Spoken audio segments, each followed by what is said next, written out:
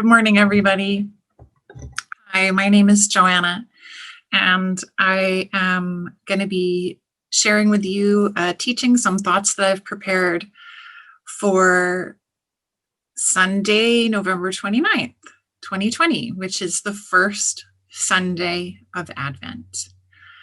And Advent is a season in the church year that it happens the 4 weeks before Christmas. And it's a practice that our church has started over, I'm not exactly sure how long we've been observing it now. We didn't always, but it's something that we've come to look forward to. And if you're a part of our online Zoom service and are watching this just together as a group, the plan was that we were going to light our Advent wreath first. The Advent wreath is something that represents almost like a countdown to the 4 Sundays before Christmas. And I have a PowerPoint that I've prepared today, so I'm going to try and share my screen, and you'll see in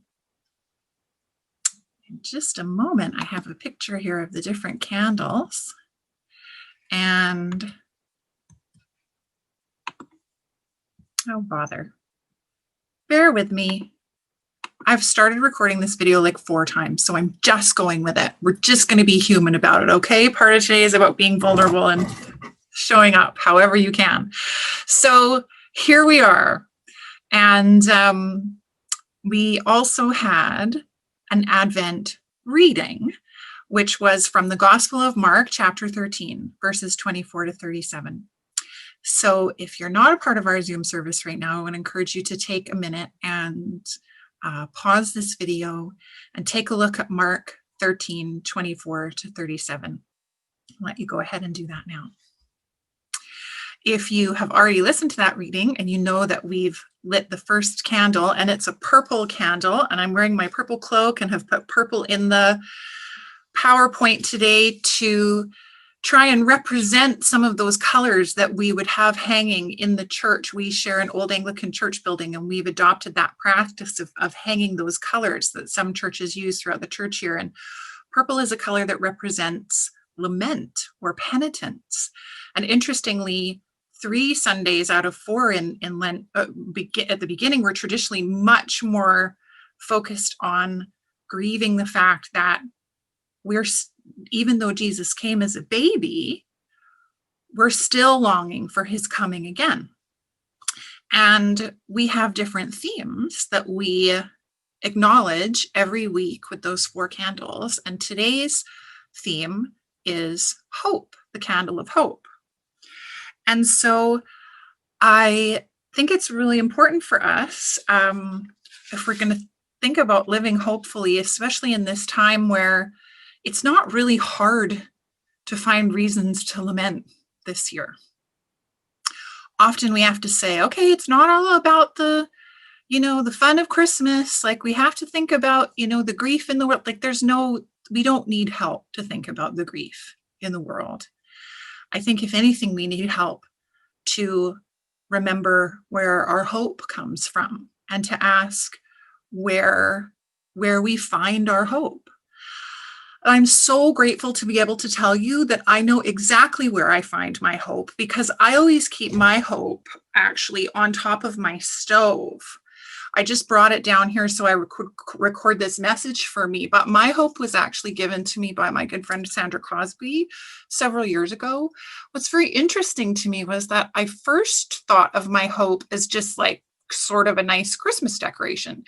And then what happened was that I wanted to give my hope to a friend of mine that was going through a hard time. And I had it in the car, driving in the car. My kids were like, "What are you doing with the hope, Mom?" I said, "Oh, I'm going to give it to Auntie so-and-so. She's having a hard time." And the kids said, "Don't give our hope away. We love our hope." And so I said to my friend, the kids won't let me give our hope away. They just said that you can borrow our hope. And so we kind of laughed about that idea of borrowing hope from each other. But then a year or two after that, I had forgotten that I had given it to a friend. And I was in a really dark place at the beginning of the year. And I was telling to her, I just don't know that I have much to look forward to. I don't remember a time where I haven't felt hopeful going into a new year. And she gave my hope back to me. And now I keep it out all year round. And it's ever so slightly sticky because it actually has like stove grease on it. But all joking aside, it really, preparing this message has really made me think about what hope is, because we've had this year where thing after thing after thing keeps getting canceled, and there's real genuine grief and loss about how can we be hopeful in a time where it seems like there's not anything we can count on. And I don't want to just Jesus juke you with like, and Jesus. I mean, the answer is Jesus. But because obviously we're looking towards Christmas. But what I think is really interesting is that when I first read this gospel, I was like, why do I get this reading? Why do I get this gospel reading, this Mark 13, 24 to 37? Like, first of all, I always think people that really talk about the end times are sort of nuts. I didn't really grow up in a church where they talked a lot about the end times. It doesn't seem like people ever get it right. And what's this all about? And I even jealously went and looked at the other Advent readings, and I was like, everybody else gets a Christmassy reading, and I get Jesus prophesying destruction and his return. Boo me. But I actually really thought about it a lot this week. And what's so interesting is, first of all, I learned that Jesus is talking about a couple things in this passage. He's talking about the actual destruction of the temple that happened in about AD 70. So he's really prophesying that actual temple was going to be torn down. But then he was also prophesying about him coming back, his return at the end of time. And what stands out to me more than anything is Jesus talking to his followers at the time, and then through this reading now through us, about staying awake and noticing. And the more I prepared this message, the more I came to believe that that is one of the keys to living hopefully, is that Jesus talks about noticing nature, which fits in beautifully with this series that we're doing on sacred ecology. But he says, pay attention, it's not just in nature, but pay attention and notice the things that are happening around you. And it's so weird because most of the time I feel like people have really gotten this wrong, because he clearly says you can't predict when I'm going to come, yet it always in our humanness turns into like, now we're going to predict and Jesus coming back now. And so many people have chosen a date, even though he clearly says here, nobody knows the date or the hour. But what stood out to me, and I've put the emphasis here on this, is he says over and over again, be on guard, be alert, keep watch and pray, notice what's going on. And so I really believe that this has a huge amount to do with us living hopefully. There's a very famous verse about where hope comes from for us. And I think a big part of it has to do with this idea of hope not being about stuff that happens to us, which is really interesting to me, because I think I really thought a lot of my hope before this year came from looking forward to things that were going to happen. But I even talked about this back in the spring, that I was realizing I couldn't put my hope in stuff that was going to happen if things already kept getting canceled. And I realized that in the same way that we talk about joy in God, or joy from a deeper place isn't about happiness and the things that happen to us, I believe that hope in a godly sense isn't about things that happen or don't happen to us. I think it has to do with our awareness. And I have thought a lot about this particular verse here from Romans 5, verses 2 to 5. Paul's writing this letter to the church in Rome, and he talks about how we can rejoice or take glory in our suffering. And there's this writing practice that he uses that it's kind of like this building block, but he says suffering produces perseverance, right? So the ability to keep going. Perseverance produces character.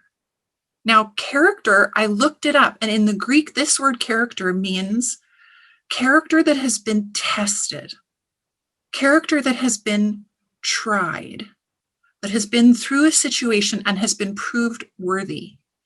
And from a character that has been proven worthy comes hope. And then the next line, honestly, I looked at this all week long, and I was in the middle of the night last night, and I was suddenly like, shame. Oh my gosh, shame. Because all week I've been trying to figure out how to talk about the fact that that the key to hope is being present and staying awake to what is going on around us. But of course, if we're going to talk about that, that's vulnerability. And nobody talks about shame and vulnerability in this day and age, as well as Brene Brown, who, if you are not familiar with her writing, I would so recommend. She's done the most interesting research about humans and the way that we process shame and vulnerability. And this is the deal with hope. And this is the deal, I think, for me in this day and age, is that I notice that sometimes I get so overwhelmed by everything that's happening in the world. I'll be like, oh, I have to stop looking at the news, or I have to stop looking at social media, which is good sometimes, but I realize what I'm actually doing is just going numb. Like I'm just numbing out. I'm not taking things in anymore. And this is so true. This was a huge key to me in learning about joy too. But this first quote here from Brene Brown, where she says, we can't selectively numb our emotions. When we numb our painful emotions, we're also numbing our positive emotions. And that being vulnerable isn't about, are we going to succeed, or isn't about win or lose, right? So are we going to succeed? Are things going to go the way we hope they're going to go or not? But it's being courageous to still put your heart out there, to still show up in a situation, even if you don't know how it's going to end. And then this is, I think, what this verse is about. The willingness to show up changes us. It makes us a little braver each time. And I can tell you that that is where my hope has come from this year, because hard things keep happening to our family. Like really shitty, hard things keep happening to our family. And yet I keep getting braver. And I think it's because I've really made a choice to stop being afraid as much as I can. I still get very scared sometimes about other people's emotions. And my goal has been to try and just be present and to be there. And sometimes inside myself, I even just imagine like this big tent. And I just say, I don't know how to help you, but I'm going to be here. There was one time this year when one of my kids was going through such a difficult time. And while they were telling me how much pain they were in, I literally stood, like I changed my stance and I stood with both my feet. And I just keep choosing to show up. And it feels totally upside down, which is why I think it must be Jesus, that it is making me more hopeful that we can withstand hard times. It's not taking the suffering away, and it doesn't make me glad that we're suffering. But I can find glory in them because not one of them is wasted. because of who Jesus is. So I think it's important for us to think about this, because the other thing that the Bible says is that hope deferred does make our hearts sick. We have to notice when we're sad. There are so many things that we're missing and that have been canceled, and we notice it and it's sad. So how do we stay in it for the long game if our hearts feel sick? And I think there's the piece of showing up and continuing to be vulnerable and staying awake, right? Stay awake, stay awake, stay awake, stay awake, stay awake. Notice the signs. But I think there's a huge piece in this season that we're in, this series that we're in, about sacred ecology. And this cartoon has genuinely inspired me to actually plant flowers. This cartoon I have up here. So this originally was done in 2017, and I've seen people redo it with the New Year's. Why are you so optimistic about 2017? What do you think it's going to bring? It's going to bring flowers. How come? Because I'm planting flowers. And a couple of weeks ago, I was having a hard time, and there is a song that I've been listening to that's been giving me a huge amount of hope. It's not like the best worship song in the world. I even played it for my kids, for my family, and I was like, listen to this song. And everybody was like, yeah, it's a pretty standard worship song. But to me, it's all about hope. And so much of the imagery in the song is about the hope that we see in nature and how the seasons speak to us about who God is and what God is doing. And I had this little note, here that I was writing this week. I said, as followers of Jesus, the sacred ecology of the earth can be a reminder of the solid hope we have in God. God is a God of resurrection. And as the death of all the things in the fall can point to the spring, we are not foolish to believe that the death of all things can point to life because of Jesus. Jesus even said that in the most desolate of circumstances, there would be signs of the kingdom coming, like the tree losing its leaves. So his message was to stay awake, notice, and look around. So, yeah, hope doesn't seem to be this thing that we can magically summon. And in fact, I found this verse here in Hebrews fascinating, and I thought a lot about it this week. The writer of Hebrews, and we don't know who the writer of Hebrews is, but I like to imagine that it was Priscilla and her husband Aquila, because represent. But again, she talks about hope. I'm just going to assume she talks about hope in this passage as this super solid thing. There's a famous poem by Emily Dickinson that has resonated with me before about hope being this thing with feathers that perches in your soul. But it really made me think, these verses in Hebrews this week, I thought about it a lot, and I looked them up in different translations. But it says, we who have fled to take hold of the hope set before us can be greatly encouraged. And the earlier passages are about, basically, we can trust that God says who he says he is because he's God, essentially. But we have this hope as an anchor for the soul, firm and secure. Like an anchor is this huge, heavy, massive thing that's actually usually kind of a bit far from the vessel, that if the vessel drifts, the anchor's like, whoa, come on back. And then hope in this verse is like a character. In different versions, it says hope enters the inner sanctuary behind the curtain where our forerunner Jesus has entered on our behalf. So, like, it's like hope. It's not even like we're trying to conjure up hope, which I definitely try and do. But it's like hope is all around us if we notice and look in the seasons. And also, it's like hope is this firm thing that we can have because of who God is, because of who God says God is. But also, it's like hope is going into the holy place first, like almost before we can even summon the ability to go ourselves. It's like our hope that draws us into the presence of God again. It just sounds just like God, right? Like,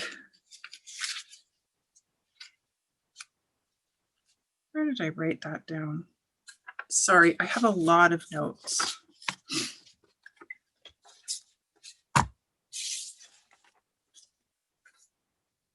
Yeah. So Jesus' command for us to stay awake ties directly to our heart's ability to hope. This is what I wrote. God allows us to hope, provides us with hope, is hope itself, and then shows God's self throughout all creation. The dying and the rising of every season and each new day tells us this long game story of hope that doesn't disappoint us. So basically what this is about is staying awake and staying vulnerable to notice. This is a quote that I saw from that was on the Vineyard Canada Instagram page. David Ruiz wrote a beautiful, beautiful piece about how basically to the world right now, we as followers of Jesus become Advent. We become light for the world. And he had been pondering this quote, which to me is all about showing up and being vulnerable. And he says, the prophetic tasks of the church are to tell the truth in a society that lives in illusion, grieve in a society that practices denial, and expresses hope in a society that lives in despair. I posted this thing on social media about this mom whose kid was riding in the car with her, and he says to her, "Should I throw the confetti now?" They say, and the mom's like, "Why don't throw confetti in the car? Why do you have confetti in the car?" And the kid says, "I've been keeping emergency confetti in my pocket just in case there's good news." I was like, I said to my kids, I kind of want to buy everybody emergency confetti. It's like, just that's hope, right? We wait for good news. So there's some really practical ways that we can help ourselves become more practiced at staying awake and noticing. And even we've had doctors prescribe to our family members what they're calling ecotherapy, which is literally going into nature, taking deep breaths, noticing the things around them. And then also, it's a key to reducing anxiety too. It's a little anti-anxiety practice. Sit and be present and notice. The way they call it 5, 4, 3, 2, 1. So 5 things that you can hear, 4 things you can see, 3 things you can touch, 2 you can smell, 1 you can taste. But again, grounding yourself and noticing and committing to that practice. And it takes great courage, great courage.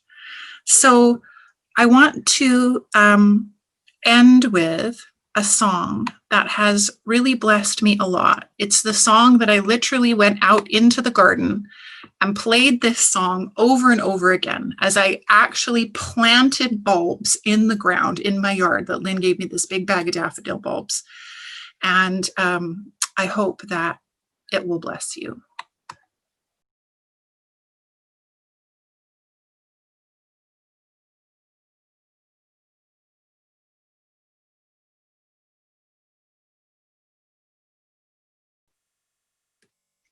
So my final question to you today, I had all these other different really smart big questions. I don't know if they were smart or not.